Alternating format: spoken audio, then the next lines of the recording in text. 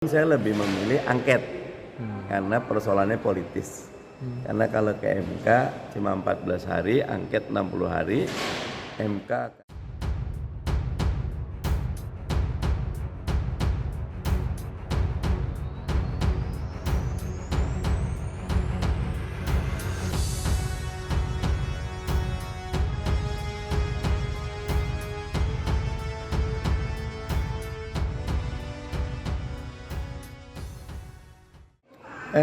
harus puas karena kerja sudah dilakukan, hasil sudah didapatkan, dan proses KPU kemarin manual berjenjang itu detail sekali.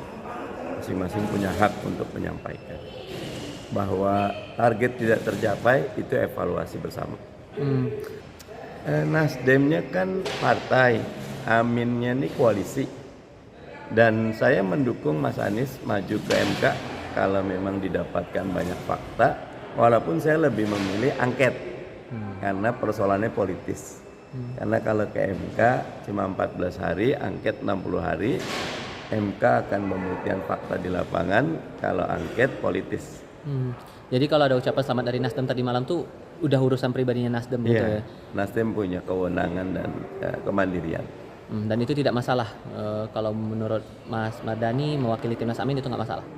Saya tidak ingin mewakili Timnas Amin, nanti tanya sama Mas Dirman kayaknya. Kalau buat saya sebagai orang PKS, wajar, tiap partai punya kemandirian. Saya yang dorong. PKS, Bang Muzamil setuju, banyak sekali yang setuju. Kan teman-teman itu lagi komunikasi nih dengan khususnya teman PDIP lah. Saya bilang jangan menunggu, kita mulai aja dulu. Gitu. Gulirkan dulu, nanti yang lain ikut. Gitu. Detailnya teman-teman Sekretariat Jenderal yang tahu, tapi saya pribadi dari kemarin siap untuk tanda tangan hak angket. Biar terbuka lah.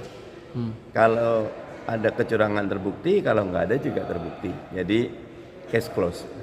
Saya ketemu beberapa Mbak Lulu dari PKB, Mas Tobas, dan beberapa yang lain semangat sekali dengan hak angket.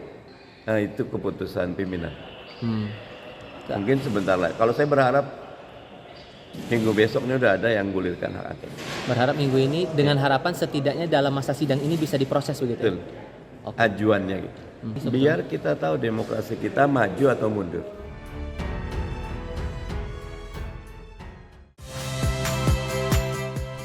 Saya Muhammad Syahreza. Saksikan program-program Kompas TV melalui siaran digital, pay TV, dan media streaming lainnya.